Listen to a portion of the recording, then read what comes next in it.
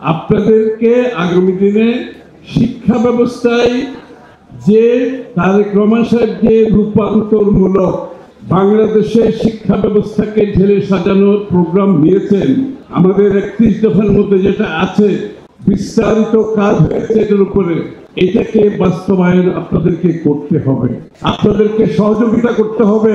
যেই পরিবর্তন আসছে অনেকের কাছে এই পরিবর্তন গ্রহণযোগ্য নাও হতে পারে, কারণ এই পরিবর্তন ব্যতীত বাংলাদেশের শিক্ষা ব্যবস্থাকে উদ্ধার করা সম্ভব হবে না। আপনাদের সহযোগিতা করতে হবে।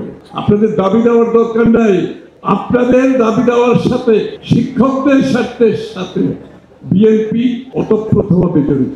আপনাদের স্বার্থের সাথে বাংলাদেশে গণতান্ত্রিক ব্যবস্থা ওতপ্রোতভাবে জড়িত।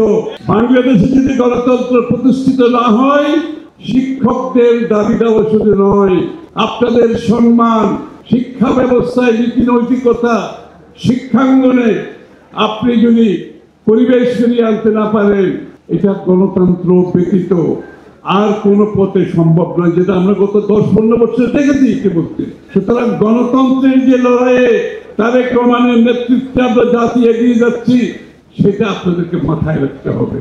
আমি একটা কথা বলছি, আপনারা খেয়াল করবেন, যারা গণতন্ত্রের কথা মুখে বলে হৃদয়ে বিশ্বাস করে না, জনগণকে ধোঁকা দিয়ে রাজনীতি করতে চায়, তারা শিক্ষা ব্যবস্থায় অনুপ্রবেশ ঘটেছে তাদের। আপনাদের চোখ কান খোলা রাখতে হবে। আগামী নির্বাচনকে সামনে রেখে এই শিক্ষাঙ্গনে অনুপ্রবেশকারীদের আপনাদেরকে খেয়ালে রাখতে হবে, আপনাদেরকে সজাগ থাকতে হবে। আগামী নির্বাচনে এই সমস্ত অনুপ্রবেশকারীরা যাতে নির্বাচনকে কোনোভাবে প্রভাবিত করতে না পারে।